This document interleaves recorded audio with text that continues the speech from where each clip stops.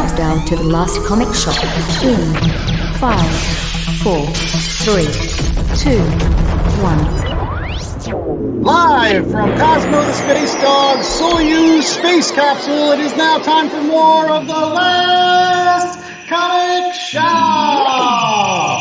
I always wished that Cosmo was Laika, because then you know that Laika hadn't died in space. Anyway. Oh, come on. Way to bring down the show. That's all right. We're opening the shop up to newbies, where you can bring your dogs and nobody needs to die while we talk about comic books. Oh boy, we're keeping the lights on for the oldies that might have remembered this series that inspired one of the best, in my humble opinion, Marvel movie trilogies with the Guardians of the Galaxy. That is true. I'm the host with the most, Andy Larson. I'm joined by Chad Smith and J.A. Scott, and welcome back to another week of our Movie Mayhem. Yes, an entire 6-week buffet pairing comic books with movies that either star the same characters or in some ways adaptations of those original comic books. Last week we did Star Wars. This week is another space epic with Guardians of the Galaxy to coincide with the recent release of the third in the Guardians of the Galaxy movies. The last one, maybe? We'll see. Definitely, James Gunn's got other things to do now. He's over at the other of the big two, so we don't talk to him anymore. Make my Marvel, James Gunn. Make more movies with Marvel. That's what I say. In any case, we are going to be reviewing a Guardians of the Galaxy book, and it is one that I hope that whether you've read it or you haven't read it, after today's show, you either go back and reread it or you go to your local comic book shop and pick it up, because I think if you know anything about the Guardians of the Galaxy, this is a great place to start. And what book is that, Chad? We're going to be reading The Guardians of the Galaxy by Abnett and Lanning, the complete collection, Volume 1, which contains issues of the Guardians of the Galaxy series that started around 2008, just so happens to be the same time as the Marvel Cinematic Universe. Ooh. Yes, it's the first 12 issues of that awesome run by Dan Abnett and Andy Lanning that really set the tone, including James Gunn's movie. It's where everything came from. They live in the freaking head of the Celestial on this. That's where it came from, dudes. All these great ideas. So, J.A., who, other than Dan Abnett and Andy Lanning, worked on this particular series? Yeah, so Abnett and Lanning were the writers. Paul Pelletier handled the pencils in issues 1 through 7, and his art was inked by Rick Magyar. Brad Walker did issues 8 through 10, and Wes Craig did 11 and 12. Victor Olazaba inked Walker's pencils in 8 through 10, and Wes Craig did his own inks because he's just a one-man band for issues 11 and 12. And then colorists throughout the series: Nathan Fairbarn, Guru EFX, Will Quintana, and Bruno Hang. All right. Well, as I mentioned, there's a lot of great ideas that they ultimately would use in the Guardians of the Galaxy movies, whether it's the lineup of the actual Guardians of the Galaxy, Star-Lord and Gamora and Drax and Rocket Raccoon and even eventually Mantis, although she's like an integral part at the beginning. But yeah, there's actually a couple other ones, which we've finally got in the movie we're going to be talking about later today. But Chad, give us that 10-cent synopsis. What happens in these first 12 issues? Oh, buddy. This comes on the heels of the big Annihilation crossover, where Abnett and Lanning basically jump-started the Marvel cosmic side of the universe through a couple of different series that ran. There was a Drax miniseries, a Silver Surfer series, a Ronan the Accuser series, and then the Annihilation proper. Yeah, and I think that's a really good point. If you don't know that, or you don't know the backstory on that, you're kind of thrown in. You don't have to go read them all, though we suggest you do. You can always just go on Wikipedia or something and get, what happened in Annihilation, because you have to understand that the universe is in this sort of precarious place at the moment where anything cosmic could destroy it, tear it apart. And so that gets us to Guardians of the Galaxy. And so Peter Quill, Star-Lord, has assembled his team and he's feeling a little bit guilty because he may have inadvertently helped some of these things that are tearing the universe apart. So he gets Rocket and Drax that folks know of.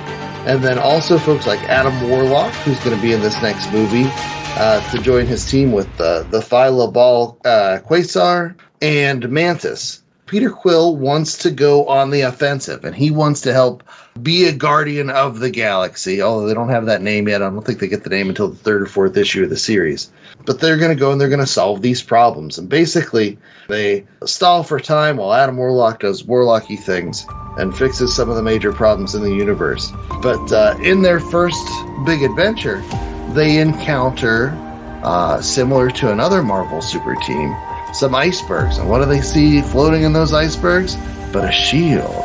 And someone connected to a shield, which is obviously Captain. Major victory. Vance Astrovic. It's not Captain. It's That's not right. Captain America, but it's the same shield. But he's one of the holdovers from the Jim Valentino Guardians of the Galaxy team. As well as the earliest version of the Guardians of the Galaxy. He was the leader way back in the 60s and 70s. Oh, was he? Yeah, that's where he came from. Him and Charlie 27 and Starhawk. Yondu. They were all members of the original Guardians of the Galaxy done by Steve Gerber in the 1970s. So, yeah, he's actually the Guardian of the Galaxy. So it's cool that he's there. There you go. And so, speaking of Starhawk, Starhawk comes along as well. And sometimes Starhawk is a lady. But yeah, it is the Guardians of the Galaxy. This is the blueprint. This was the hot book that when the MCU was starting, they passed around the room and like, how do we make a movie with a talking tree and a raccoon? But they did, and it turned out to be one of the best bets that Marvel had made. Yeah. And I think I'll start off by saying this is actually, again, a secret shame of mine that I've never read Annihilation, nor have I ever read this Guardians of the Galaxy. As I told you, I know about the Guardians of the Galaxy, but it's all the old Guardians of the Galaxy. It was, again, Vance Astrovic and Charlie 27 and Yondu. And I think there was a character called Nikki who had a flaming head. I even read a little bit of the Jim Valentino run in the 90s, and regardless, I never read any of this Guardians of the Galaxy. And so I'm coming to this book just like all of the other fans that I think are out there that have seen some of the MCU movies but haven't read a lick of the comic books. And so here I am going into this kind of knowing what eventually James Gunn would do with some of these ideas. I mean, I'm going to disagree with Chad in saying that, like, Peter Quill is a little bit more competent in this. I think he's a hell of a lot more competent in this than he is in any of the Guardians of the Galaxy movies. Really? Like brainwashing the team to join up with him as a shortcut? That's not a screw-up move. That's like a means to an end move. Like, he knew what he needed to get done, and that's what he did, which is, again, something you don't see from Chris Pratt. Well, I think a lot of times it's for worse. He's getting his guys into situations where they have to teleport out at the last second, and the job isn't done well. But I mean, personally, it's not just him. I think all the characters are a lot more competent in the comic book than they are on the screen, especially two of my favorite from the book, and that's Drax and Mantis. Mantis in this is a badass. Not this sort of ingenue who doesn't know what she's doing and very innocent like, but, you know, has a wicked sense of humor and is slightly evil. You know, that's sort of how she's played in the movie. And Drax in the movie is sort of like the big lug who's got a huge heart, but has, you know, zero sense of humor and doesn't get anything. And then this, he's got a lot more depth. Those issues where they're, you know, not in limbo because they would know if it was limbo, but somewhere that's not death. Yeah. He has like a lot of like Wolverine almost moments in this, right? Like he's like Space Wolverine. There's like this one scene that happens during Secret Invasion stories where he hunts down space mercenaries that are trying to hunt him with just two knives. He like falls out of the ceiling. How about he kills everybody for 2 minutes so he can find the scrolls? Yeah. Well, he's a destroyer. It's what he does. It's in the job description. Right. Yeah. Now, I will say, when I first picked this up many, many moons ago, one of the things that threw me and can be a potential stumbling block for new fans, back in the 90s, I read the Infinity Wars and Infinity Watch And you are getting definitely a very different Drax, a very different Gamora, and a very different Adam Warlock than you got in any of those stories. And I still am fuzzy on how this Drax ended up being this way. I'm still fuzzy on what happened to Adam Warlock and like where this goes from here. I still have no idea how they managed to make Nova into a cool space cop. That's Dick Ryder. Richard Ryder, but still. But if you just let yourself enjoy the story, I think they do a great job with the characterization and connecting people. You have Phyla and Drax, and they're connecting over Heather, who was Drax's daughter and Heather's wife. Moondragon. Moondragon, yeah. You have Peter Quill and Rocket, and they're like the simultaneous heartbeats of the team. They want to keep everything together. And even Gamora's making the sacrifice play in here. And, I mean, she's a badass in the movie. She's even more of a badass in the book. I was going to ask you, though, J.A., you're the big cosmic guy, like especially Cosmic Marvel. That's like your wheelhouse. And so a lot of these characters, when we're talking about the 90s and your versions of Adam Warlock and yours this, did you dig this? Did you like what they were laying down with like these reimaginations of some of these characters? So it's interesting you say that because it reminded me of when I got into the cosmic stuff in the 90s, because at that time, Drax had just been reimagined as a new character and Adam Warlock had just been reborn. So that 90s run, you know, the Infinity Gauntlet, Infinity War, Jim Starlin era Marvel Cosmic was a reboot and a restart for a lot of the characters. And now this is another reboot, restart. So I love it because it's you get that new freshness, that hotness. There's some nice little allusions to the old stuff. Wendell Young shows up. Oh, yeah. Quasar, the original Quasar. I was just waiting. I was like, where's Legacy? You know, you got to have Legacy show up. If you're talking Kreese, he's my jam. So I thought it was interesting. I like new Mantis a lot better than old Mantis that ran around with Silver Surfer Mantis. She has a lot more character arc now than she did in the past. I do like her creature design, and I know why they didn't do it because it costs a lot of money and they already have a green girl, so they didn't want to make Mantis a green girl, but Mantis needs to be green.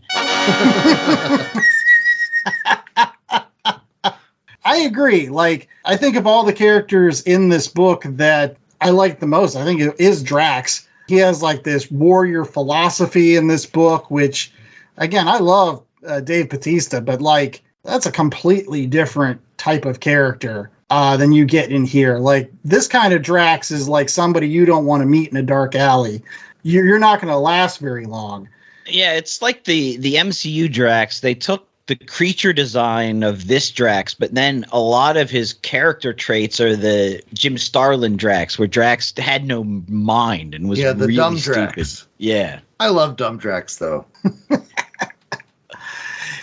One of the other questions I had for everybody on the show is because I think a lot of folks are going to be picking this book up, and unlike some other series from that kind of era, you do get some story arcs, but it's kind of more like 80s X-Men, in which there's like longer story arcs, like kind of moving in the background, and you just kind of move from place to place a little bit and just get little tiny bits of stories. And so I thought that was neat.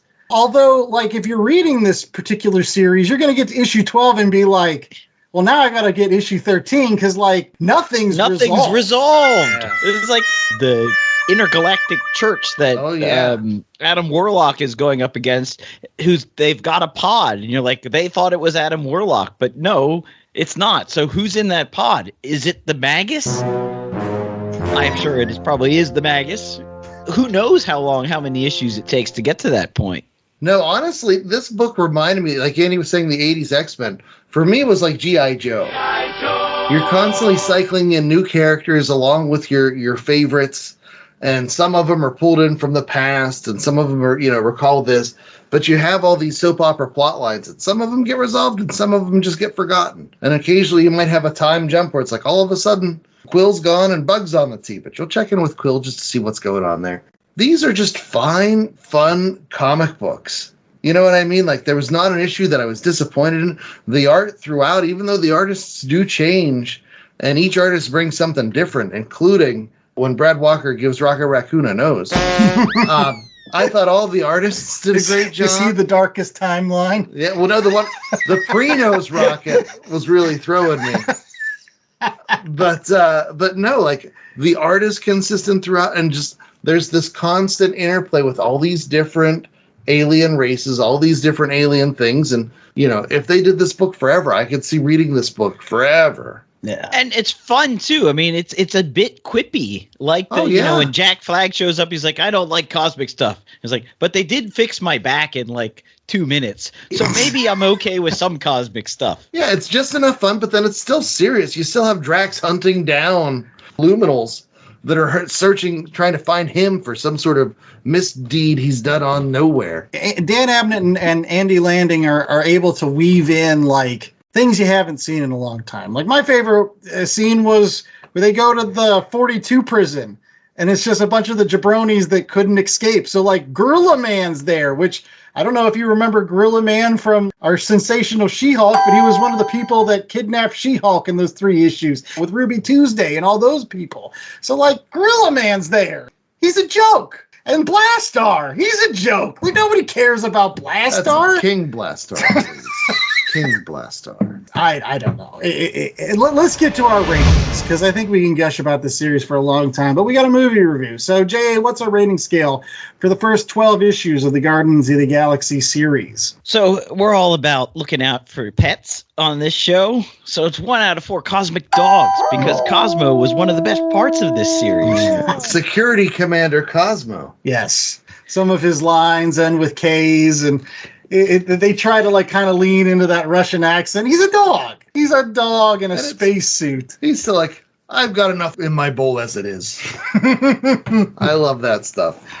All right. Well, I'm going to go first. As I mentioned, this is the first time I've really read this particular series. And I got to issue 12 and I wanted to continue reading. So anytime that happens, it's a good series, because like if it keeps your attention, even though it's jumping around a lot and there's about a bunch of different plots, and I won't lie, like this was during the heyday of Marvel crossover events, right? Like this is like, not only is it on the heels of Annihilation, but then there's like Realm of Kings and War of Kings and Secret Invasion and all this other stuff. And they're like trying to weave all of that stuff into this particular series and tie it into that stuff. But it never felt forced, because honestly, a lot of those events dealt with the cosmic characters. So they were just kind of out there as like background radiation almost. The Secret Invasion was there, but it was just because the Skrulls happened to be on the base. But that's okay, because Skrulls are a spacefaring race. They would be at this Nowhere place, right? That makes sense to me.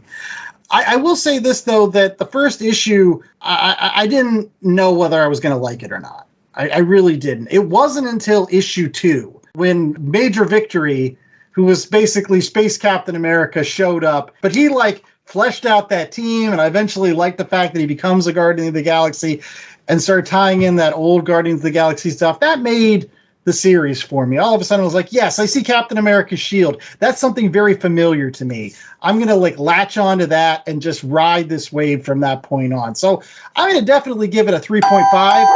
I know that we've given a lot of books above 3s this year, but that's because we're reading a lot of good stuff. And this is the best Guardians of the Galaxy out there, even better than the stuff in the 70s that Steve Gerber wrote. This is the best stuff.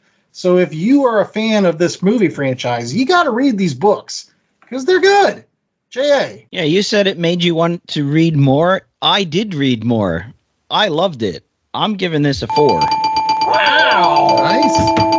The art was great. The character development was great. I really liked some of the costumes as well, and the character design that they didn't. They used some of it, I guess, in the movies, and you can understand why, the Chris Pratt sort of helmet, but with the hair, sort of 1990s head socky Gambit look. In this, Star-Lord wears a helmet, and he kind of looks like a cop meets a World War I pillboy, and it's just, I don't know, it's fun. I like the reimagining of Drax. I liked Phyla Quasar. I really liked Badass Mantis. Mantis, who's got a much better power set in the comic than she does. Again, they used sort of newer character design Mantis, but old power Mantis in the movie. Because Mantis, when she was going around with Silver Surfer, was like, one with the plants and she could feel things. But this Mantis can kind of, it's like a precog. She can see the future a bit, and she can talk to people telepathically. Much more powerful influence on people. She doesn't have to touch you to make you feel better the way she does in the movies. So I think it just makes her a better character all around. I always felt that they don't know what to do with her in the movie franchise, and maybe that's why they leaned on her so much for the Christmas special. She doesn't fare well in a fight if she's got to hold on to somebody to enact her power set in movies. I'm just saying. But I love that you get some classics too. You get the Badoon show up. I mean, if you're a old school cosmic guy, there's all these races and aliens that they throw in, and it just shows how big the Marvel universe is. If I could ding it at all, I would say, as you mentioned, deals with a lot of crossover stuff. So I found myself going into the Marvel 616 wiki a lot just to figure out stuff that I had missed or didn't know about, like the Secret Invasion or Annihilation, things that sort of are set up on the chessboard. And if you kind of have to read that to understand the chessboard a bit. All right. Chad? Okay, I'm going to split the difference betwixt you guys. I'm going to give it a 3.75 because I do think this is wonderful. And honestly, and this is my hot take on this one, this was the last best era for Marvel Comics. I don't think Marvel Comics will ever be as good again as they were from the mid 2005 to 2009, 2010. And the reason is they gave creative people like Abnett and Lanning free reign to do what they wanted in the cosmic universe. And they took advantage of that. And they built that entire thing out of basically nothing. People weren't making cosmic books at the time where they're like, yeah, we're going to make Nova cool. Yeah, we're going to reboot the Guardians of the Galaxy. Yeah, we're going to bring in the Badoon. We're going to bring all these different flavors in. We're going to bring nods to the old school stuff, but we're changing enough to make it new and make it fresh. And you guys were talking a little bit about all the crossovers. With the Secret Invasion and some of the more grounded crossovers, and Civil War, those were still the best Marvel crossovers, after all the crossover stuff happened. But those were basically off on their own. All the stuff about Realm of Kings, that was part of the Abnett and Lanning universe. That was what they built, and that is what they were doing. And they were given free reign in that sandbox. And what came out of it was just so great. Unlike with the John Byrne, Chris Claremont X-Men, I can't point to two issues here and say, like, these are the best two issues. These are Days of Future Past. I can't point to one singular story arc that I'm like, oh, this is what makes this the best. It's constantly good stuff. It's great soap opera comic books. And so is it a 4.0? I mean, this is the year of Chad. Even though I didn't nominate this one, I really enjoyed this book. I love this series. It's just high quality stuff, letting creative people be creative and do what they want. And sometimes they do silly things. And sometimes they do things that don't make sense. And sometimes they do things where they just have Adam Warlock magic it away. Whatever, it doesn't matter because the stuff they're doing is cool and creative. And that's why you have this as the springboard for all the stuff that's come out of it. But yeah, after reading this, I want to go back. I want to start back with all of Annihilation and read through it because I remember Annihilation Wave stuff because it was so spread out all over, but they built a universe. And like I've said multiple times, they made Nova cool, damn it. I don't know how they did it, but they made Nova cool. They built the Guardians of the Galaxy, so 3.75. All right. Well, we'll be right back with more of the Last Comic Shop right after these commercial breaks. We got to get to recommendations, and then, as I promised, a movie review. So stay tuned.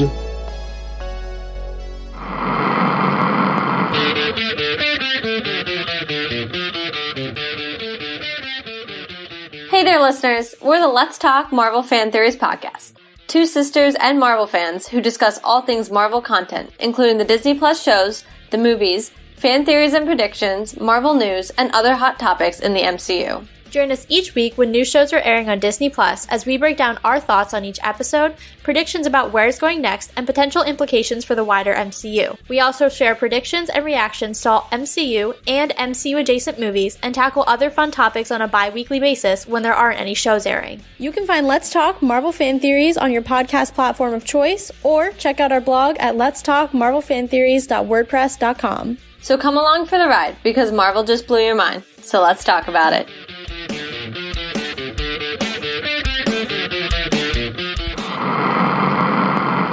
Together, we can make a difference. That's been the sign-off for everything Livestream for the Cure related ever since the event began back in 2017. Hello everyone, my name is Nick and I am the host of the Livestream for the Cure, an annual charity event to raise money for the Cancer Research Institute for immunotherapy research for a world immune to cancer. And over the past 6 years, we've made that difference together. Amazing listeners, amazing viewers, amazing podcast partners and content creators all coming together, and we've raised over $70,000. But this year, we're going to make our biggest difference to date, and we're going to raise $25,000 for the Cancer Research Institute. Tune into the event at twitch.tv/livestreamforthecure starting May 18th, as we're joined again by podcast partners and content creators from around the world to help the Cancer Research Institute crush cancer. Together, we will make a difference. Now, somewhere in the Black Hills of Dakota, there lived a young boy named Rocky Raccoon.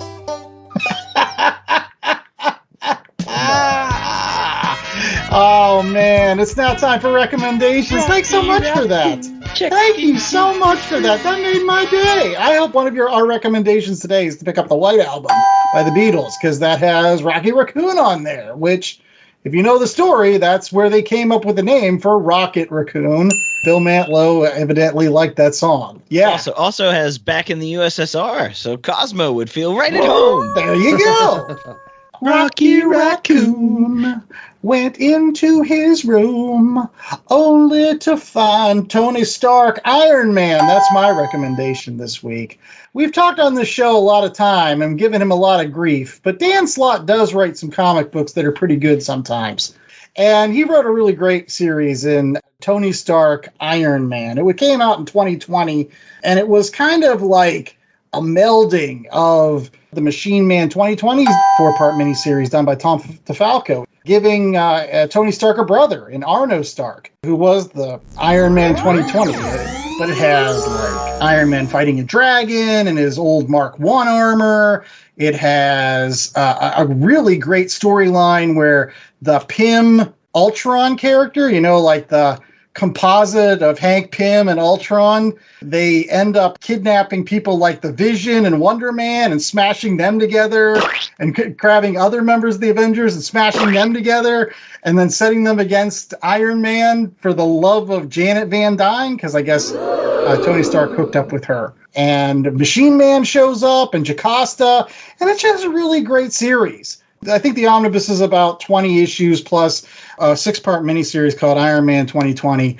But no, it's neat. And again, I don't give a crap about Iron Man, so Dan Slott can do whatever he wants with him. And he does, and it works out well. So go pick it up. It's an omnibus format. So maybe we'll have to read that. We haven't read any Iron Man, I think, on the show, have we? I would, or maybe do Armor Wars, some Bob Layton Iron Man. We need to do Iron Man at some point, I feel. Well, maybe that will be one of your picks for later this year. But what's your pick for this week, J.A.? Well, that might be my pick for later this year, an Iron Man book, but my pick for this week is more Cosmic Marvel. And we alluded to it when we were talking about the Guardians and how it's sort of a reboot of a lot of these characters that were originally rebooted in the 90s. Well, I'm going to go back to that 90s reboot. Some classic Jim Starlin, Infinity War, the follow-up to, of course, Infinity Gauntlet, which was the big sort of coming out of the Jim Starlin cosmic universe. Infinity War sets Adam Warlock, now in charge of the Infinity Stones, against the Magus, his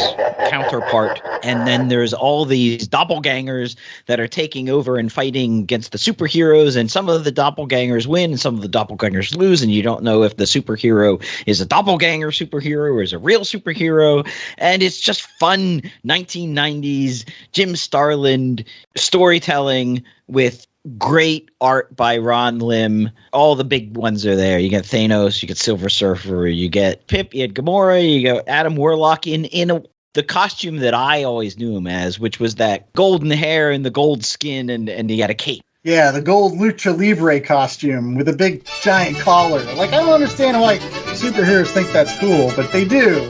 And Because it's cool. Wasn't this like peak comic books for JA as a teenager? Like, you never got into Infinity Crusade that came after this, right? Yeah, so this was it. This was like peak cosmic for me, and then I held on for some Silver Surfer stuff, then eventually went away. But this was like peak Ron Lim too. I think it was like penciling half of the Marvel universe at this time. Yeah, and nobody does a better Silver Surfer than Ron Lim. Well, what's your recommendation this week, Chad? So my recommendation originally was going to be the Larry Hama G.I. Joe run, but Danny told me I've recommended that like 6 times already. Well, you can still go pick it up. I mean, he still can recommend you pick it up. Yeah, you recommend different sections of the Larry Hama G.I. Joe run. I feel like you're like the original, and then the reboot, and then when it went to here, and then it came to there. Yeah, they're all good. But no, so I'll go off course here. I'll keep it cosmic a little bit. And in 2017, Saladin Ahmed and Christian Ward created a 12-issue series starring everyone's favorite Blackagar Boltigan, a.k.a. Black Bolt, where he wakes up and he is imprisoned by the sadistic jailer. His prison mate is everyone's favorite Absorbing Man, Crusher Creel. And it won some Eisners at the time. And Christian Ward's art is so surreal and trippy. And the jailer is such a twisted and sadistic bad guy. And Crusher Creel is just awesome. Like, there's a character moment where he's like, listen, bud, I've gone up against Thor and still have my teeth. You don't want to mess with me. Like, how cool is that? But they even get around Black Bolt's power where he's not allowed to talk. You know, he will destroy all the things.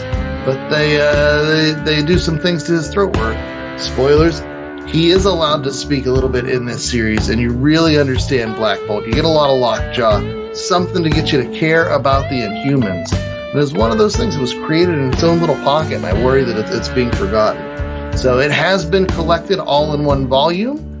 You can definitely check that out. But it is Black Bolt by Saladin Ahmed and Christian Ward. Just trust me, it's a great series, and most of you probably haven't read it. It's worth your time. Can you imagine being Black Bolt and being at karaoke with everybody? Would that be hell? Isn't karaoke usually hell in general? No, it's not when you're singing. It's hell when you just have to listen to it. But when you're singing, that's the fun part. I just imagine Medusa telling him about her day, and he never says anything, so she just never stops. Wow. Well, one thing that we hope never stops is the Last Comic Shop, and we're going to be around for a really, really long time. We hope it. Including for a movie review. Yeah, exactly, in a little bit. But in case you're not sticking around for that, or maybe you haven't seen it and that's spoilers for you, whatever, make sure that you're checking us out every single week over at www.lastcomicshoppodcast.com. It's a terrific place where you can get all these episodes. In fact, all these other movie reviews. We did Movie Mayhem last year.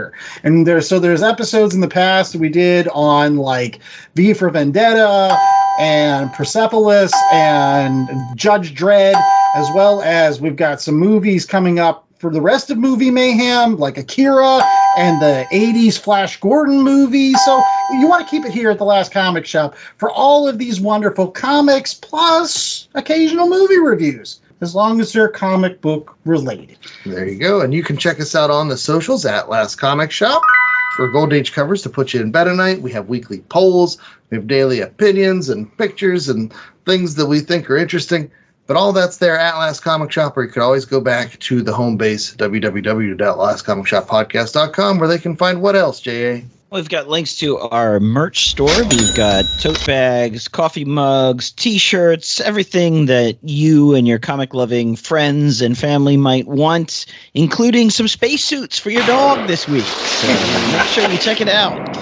How cool would it be if we could get the Guardians of the Galaxy suits for everybody? Yeah. That I don't even know what those jackets are called. They're awesome. Right. And make sure that you're sticking around with us, not only for the movie review later, but coming up in just another week, we're going to be doing a special show for live stream for The Cure. That's going to be on May the 20th at 7 p.m. to 8 p.m. Eastern Time. So if you are around a computer at that point, make sure that you're checking out our bonus episode, which will be the Hulk and Batman battling it out in a classic comic book from the 70s. So make sure that you're sticking around for that and donating to a very, very worthy cause in raising money for cancer research. It is one of my favorite things that we do. Please join us, help us celebrate comics, and raise money to help fight cancer. Yeah, and make sure that you're sticking around for more Last Comic Shop right after these words from Mikey Wood, where he's going to try to sell you some stuff. Keep your comic books in. I'm Andy Larson. I was joined by Chad Smith and Jay Scott. And stick around. Guardians of the Galaxy #3 coming up right after this. Hey, it's Mikey Wood, frequent Last Comic Shop guest and collector. And as a collector, I'm always in need of boards, bags, long boxes, and more to house all those comics. That's why I use promo code LCSPOD to get 10% off my orders at bcwsupplies.com. Not only does it get me a discount on BCW's already low prices, but I know using LCSPOD at checkout is another way I can show my support to the Last Comic Shop podcast and their continuing mission to bring fans together under that big comic book tent. So if you're in need of comic book supplies, head out to bcwsupplies.com and use promo code LCSPOD today. That's LCSPOD. And we're back. Thanks, Mikey, for plugging the BCW Supplies. Remember, for 10% off all of your comic supply needs. BCW Supplies, promo code LCSPOD. Now, let's get to what the folks have come to hear. It is our Guardians of the Galaxy Volume 3 movie review. We're recording this on the King's Coronation Day, just like James Gunn is off to become king of DC now. With heavy as the head that wears the crown and gets it twisted on, and I swear they were going to pop his head right off. But that's neither here nor there. Let's talk about this movie thing. We'll start with the Who's-Its. Jay, who was involved in Guardians of the Galaxy Volume 3? Okay, well, it was, as you mentioned, written and directed by James Gunn, produced by a crown that one could say is heavily tarnished at this point, and molding, perhaps, by Kevin Feige. The MCU, I will argue, not in a good state. The usuals in the Guardians: Chris Pratt as Star-Lord, Zoe Saldana as Gamora, Dave Bautista, Drax the Destroyer, Karen Gillan as Nebula, Palm Clemteef as Mantis, Vin Diesel does the voice of Groot, Bradley Cooper the voice of Rocket Raccoon, Sean Gunn as Kraglin, Chukwudi Iwuji as the High Evolutionary, the big bad for the movie. You get Will Poulter doing a very interesting take on Adam Warlock. Elizabeth Debicki returns as Aisha. And then you get Mary Bakalova as the voice of Cosmo. And Sylvester Stallone shows up because they couldn't get Michelle Yeoh anymore. Wow. Okay. So let's get into the 10-cent synopsis. He's bitter. You can taste like the venom already starting to like. No, Venom's not in this one. That's a different company. He was in the Guardians of the Galaxy at one point, though. But not this one. Not the MCU. Right. Let's So, go Sony on 10-cent synopsis from the host with the most. So this happens after the Christmas special. So if you didn't see the Kevin Bacons, you'll kind of be a little bit confused as to why they're rebuilding Nowhere, you know, that celestial head that you first saw as the collector's base in Guardians of the Galaxy 1. But long story short, that's their home now, like it is in the comic books that we just talked about. And the Guardians of the Galaxy are just going about their business. And lo and behold, Adam Warlock shows up to just beat the shit out of everybody. He's there to get Rocket, honestly. He's there to get Rocket because the High Evolutionary is obsessed with getting Rocket back because he was the only one of his creations to best him. That's what I think. I mean, to actually be smarter than the High Evolutionary. I mean, that guy couldn't take it. So long story short, he's like, I got to put this kid in his place and steal his brain or whatever. And so you get all this stuff about Rocket's origin and where he came from and how, the High Evolutionary tortured a bunch of animals. And it's a quest to try to save Rocket's life after he gets, beaten up by Adam Warlock. That's pretty much the whole plot. Eventually they save some kids and some other animals. Counter-Earth's there. And I love those stories. I'll just start by saying, like, that was a thing I did a little while back when I had some free time, is I strung together all of the issues of Adam Warlock, starting with the High Evolutionary's first appearance, I think 134, and all the way through where Warlock dies, and then even some stuff after that. That's cool. I think that's cooler than this movie, even though I didn't mind the movie. But I'm not going to give my thoughts, because there's somebody that's champing at the bit to destroy this movie. Just lay it to waste, and that's our own J.A. Scott. So, J.A., the floor is yours. What are your grievances, sir? On the day in which the Kentucky Derby was run, I am champion. If the Guardians of the Galaxy can be equated to the songs that are in their playlist, then they quite possibly have gone from a legacy band to a one-hit wonder. Oh, you're not going to talk smack on Space Hog, are you? The movies were songs, then they're a one-hit wonder with Guardians of the Galaxy Volume 1. Volume 2 was like, ooh, this is the kind of song, maybe it's a little bit weird. Do we like it? Do we not? Let's see what the third song is to see if the band is a good band or not. Well, the third song came out and the band is not a good band. Oh, didn't you like the Christmas special song that had songs in it that were really good? It was overly long. With the exception of Rocket Raccoon, there was zero development in terms of characters. The big bad, the High Evolutionary, is just so transparently two-dimensional that he became uninteresting. It was, did I say that it was long? It was very long. It was 2.5 hours long. The quest took forever. They go to that eye in the sky organism thing with Nathan Fillion. I think that was just so that James Gunn could give Nathan Fillion a scene. There's no other reason for that. That entire sequence had no purpose. It gave Space Hog an awesome music video. Yes, I mean, come on, the space suits with all the different colors. Like, if you had saw that in MTV in the 90s, you'd be like, that was an awesome video. I want to watch that again with the Space Hog song. In the 1990s on MTV. It would have been over in 3.5 minutes. I didn't need all the animal cruelty. I didn't need the very dark tone of the whole thing. I'm going to agree with you that the High Evolutionary as a villain, I mean, when you want to build up a bad guy and you don't have a lot of time, there was like almost like a checkmark box of like all the things that you have to do to make somebody just awful on screen. So first off, you have to make him British, because that's like the Empire. Like that always happens. You have to have him speak with a British accent. That's Apologies, Luke King. Then number 2, you have to have him involved with eugenics, which is, again, like trying to make master races.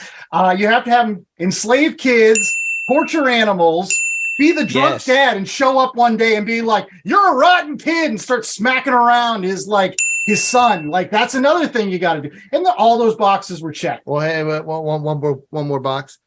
He has that stretchy face, and they spend all that time building up the face-off joke, and they tear his face off, and they never capitalize on the joke.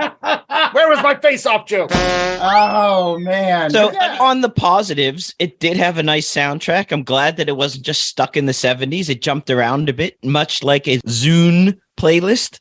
I will say this, though. In reading some background about the particular movie, the High Evolutionary was inspired by Charles Lawton's portrayal of Dr. Moreau in Island of Lost Souls, which I showed Chad for the first time, and he was seriously disturbed by that movie. Yeah, the little piggy people. Yes. There was lots of vivisection. Exactly. I think at least the actor nailed that. You really did want to see that slime ball get crushed. I mean, Chad, what did you think? So I am in the middle. I enjoyed the movie. For the 2.5 hours I was there, I thought, okay, this is fine. James Gunn had previously made really fantastic movies. I very much so enjoyed Guardians of the Galaxy Volume 1. It's one of my favorite MCU movies.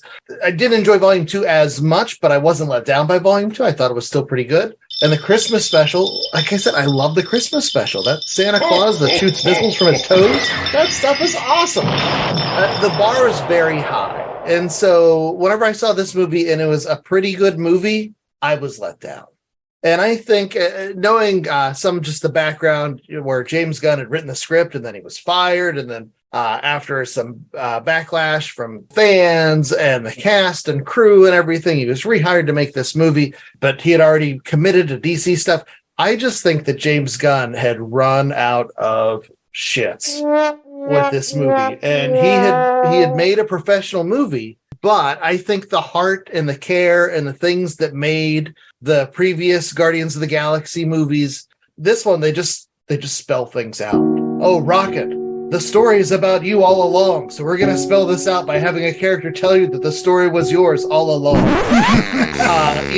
Having the one-note high evolutionary as the bad guy. It's just like the effort level, while still professional and competent and better than most of anything Marvel's put out in the last 4 years. But I just think it was down a notch. The script wasn't there, didn't have that heart. But then there were things that were fun too. Like, I love Cosmo. Yeah. I love Kraglin, like withholding that approval and just how that ate at Cosmo the entire time throughout the course of the movie. Like, that was fun. It had its moments. It just wasn't as well put together as the previous outing. I'm not going to bludgeon this movie in its bed like I like it was twice. An otter with arms. Exactly, originally. like it was a walrus in a wheelchair. I'm going to say very similarly to Chad that this was a movie that was like, I don't know, like at least 4 years too late.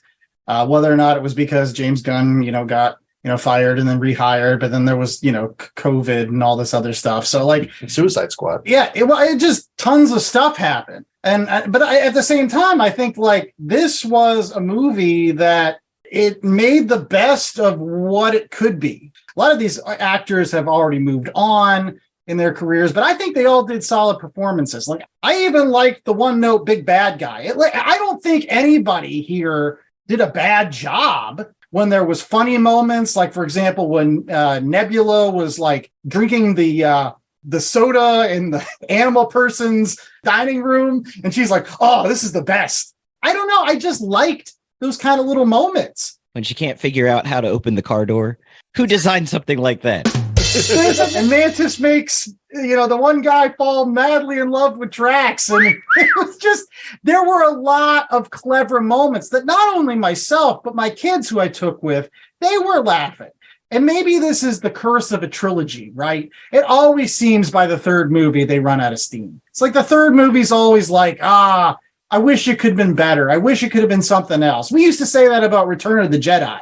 Now Return of the Jedi is like awesome because we've seen other things. I guarantee we'll see Guardians of the Galaxy movies going forward that'll make this one look great. Why? Because it was the last of the James Gunn ones, even though it wasn't as good as the previous outings. That's all I'm saying. Mantis was so cruel to Drax and just kind of like mind wipes him. I was going to ask J.A. I mean, he commented it on the previous segment when we were talking about the book, like how Mantis, you liked her power set in the comic books more. Like, I feel at least she was a little more competent. Yeah, she's more competent. She still comes off as a dumbass, though. And I just not a fan. And Adam Warlock, you weren't a fan of at all? He was weird, man. They wrote him weird. Like a kid with massive powers and mommy issues. He had some of the greatest one-liners. This movie wasn't all bad. It had a lot of good one-liners. It was witty. There was some witty writing about it. It's still a competent movie. Overlong, yes. Overwrought, yes. Over CGI'd, most definitely. Is this the beginning of the death rattle of the MCU? Quite possibly. Oh, I don't think this is the beginning of the death rattle. I think we've been hearing that death rattle for a couple of movies now. And you bring up a good point with the CGI fest. I know Andy and I shared the same sentiment where we would say the MCU movies were great because they would take superheroes and they would put them in a genre film. You would have the Ant-Man heist movie. You would have the space opera, which, by the way, as someone who's not the biggest Star Wars guy, I was so happy to celebrate Star Wars Day by watching a Star Wars style movie that was better than Star Wars has been in the last 2 decades. But anyway, they were able to plug all these superheroes into these genre films. But I think the last couple of go-rounds of movies, they've stopped doing that. They've become their own genre that's overwrought with CGI, that has a lot of those third act problems. And I don't know if this one is as bad of an offender as the rest, but I just think that it wasn't good enough to pull Marvel out of whatever it's in, where it's no longer making those cool genre films. Now it's just making another Marvel movie. Let's go ahead and get to our ratings for this particular film. I'm interested in hearing what JA's not only got for our rating scale for Guardians of the Galaxy 3, but what he ultimately rates it. Because, again, the fangs were out. He was not liking this. And that's okay. Yeah. And I'll point out the reason why I was not happy with it is because I had a higher bar for this. Like, I didn't go into the Ant-Man movie hoping for a good movie. I just went into the Ant-Man movie, okay, it's the Ant-Man movie. I don't really have a lot of skin in the game. I don't care if the Ant-Man movie is bad or good. But I really liked the Guardians of the Galaxy movies. I really like those characters. I like the James Gunn version of those characters, and I like Cosmic Marvel. It's always been my jam growing up. So I felt I had a little bit more invested, I guess, and I was so let down by this. All right. Well, that's a good start to your rating. What's the scale? What's the scale? Scale is 1 out of 4 anthropomorphized animals. Oh, nice. It's like War Pig. Yes, which I do like. I mean, and this is a little bit inside baseball-esque here, but you got a lot of people coming back that were previously in the MCU, and they ended up doing voices in this movie. So Linda Cardellini, who played Laura Barton, she's the voice of Lila the Otter. There you go. And Tara Strong, who was Miss Minutes in Loki, she voices the Mainframe. Judy Greer, who played Maggie Lang in the first 2 Ant-Man movies, she's the voice of War Pig. No, so I give it 2.5 anthropomorphized animals. I mean, it was well done from a technical standpoint. There are some witty repartee moments of dialogue. The music, my kids don't know any of that music, so they were, especially Alex was loving it. He loved the No Sleep Till Brooklyn. And if you're gonna do a Beastie Boys song, I'm glad they didn't do Sabotage, because that's been done ad nauseum already in the Star Trek movies. So you can't do Beastie Boys Sabotage, because then everyone will think you're J.J. Abrams doing Star Trek. Lens flare. I will go next. I'm going to give this a solid 3. It's not the 3.5, 3.75, or even 3.95 that the other movies have been. But as some of you are pointing out, I think your bars are way too high for all of these MCU movies. Like every single time we do one of these shows, like with Chad with Quantumania, or you with this one being like, I was expecting more. Why do you expect more from a superhero movie? Because they were better. They're superhero because they used movies. to be good. Because they used to be good, and now they've become genre trash. How much did you expect from Iron Man 3? Really? Did you expect a lot from that movie? I actually kind of enjoyed Iron Man. Shush up. You guys are seriously like the high evolutionary in this movie. You both are saying like, I just wanted everything to be perfect. And I'm Rocket Raccoon saying, no, you're just not happy with the way things are. And this is the way things are from now on. These are just movies. They have to bring in money to Marvel, and then they have to make another one so that I go and see that one. And I'm happy with Guardians of the Galaxy movie. It was a competent movie, and I swear to God, they're going to make Guardians of the Galaxy movies to come. And in those movies, they're going to be a lot worse, like the prequels or the sequels or all the other Star Wars stuff. And you're going to pine for like, oh, I remember the olden days when James Gunn gave us really good music, like that acoustic version of Creep to start everything off. Yeah, but it was the radio edit. It was the damn radio edit. All right, Chad, you're up. Okay.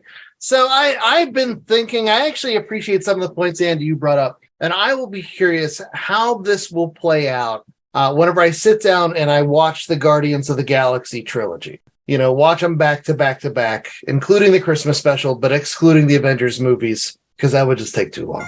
And I wonder how this will hold up if I see things, over time. As it stands, I'm with JA, where I think it suffers because while it was a pretty good movie, it wasn't a great movie, and all my other Guardians of the Galaxy experiences have been great experiences. And the thing that makes it that much more heartbreaking is we're losing James Gunn to run DC and become an executive. And it's not that I don't have faith in James Gunn. I don't have a lot of faith in DC movies in general and Warner Brothers and how they've been making those movies, that it's going to turn out well. You got to figure if there's a one little misstep, one movie doesn't do as well as they think it was going to do, DC will just rip up the book again and go back to the well again. Right. And let's not forget, Suicide Squad didn't necessarily burn up the charts, right, whenever it was released. And so, but I think Peacemaker did well. I don't know. But at the end of the day, I'm going to give this a 2.75. I do think it was competent. I was sad that I could see the strings and it wasn't as cool as it used to be. Like pulling out Beastie Boys, like, come on. People have been using Beastie Boys in movie soundtracks forever. I expect more of James Gunn, and hopefully we get it in those DC movies. But at the end of the day, did I enjoy the movie? Yes. Did I think the characters were well served for the most part? Yes. Did I get sad about all the animal abuse and all that stuff? Yes. Did I laugh at Drax? Yes. All the things I wanted to do. So 2.75, it was by no means a bad movie. It just wasn't a great one. Right. And you're forgetting that, they didn't kill the characters. Everybody was going into this movie thinking they were going to kill them all. They were like, the Guardians of the Galaxy are going to get blown up or whatever. No, they did exactly what they were supposed to. They set it on a trajectory where, the only people that have to come back are Rocket and Groot. Chris Pratt, I guess, can come back and eat cereal. That's great. Well, they promised he's coming back. Yeah. The legendary Star-Lord. Right. With his magic spoon. And I love that. I will say this point blank. I love the fact that the final of the post-credit sequences, they're just fucking with us now. I love it. Whether it was that, or Bruce Campbell saying it's over, stop hanging around for these things. We didn't hang around for them when we were kids. It's not a thing anymore.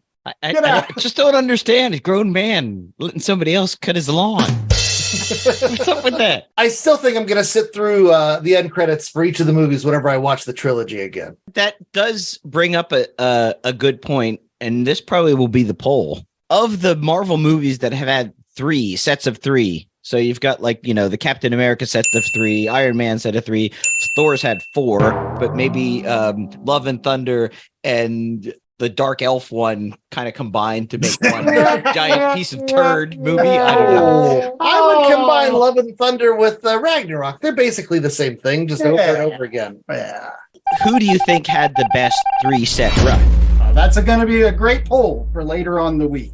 Any case, what we hope is not the same thing is The Last Comic Shop, because you're getting more episodes all throughout Movie May with brand new movies and comic books together. Next week, it's Flash Gordon. And Ben Morse, the wonderful comic book artist and creator, he's going to be stopping by to review not only the Alex Raymond comic strips with us, but also the 80s Flash Gordon movie. So if you like space operas, that's 3 weeks in a row, baby. Star Wars, Guardians, Flash. We hope you come back next week.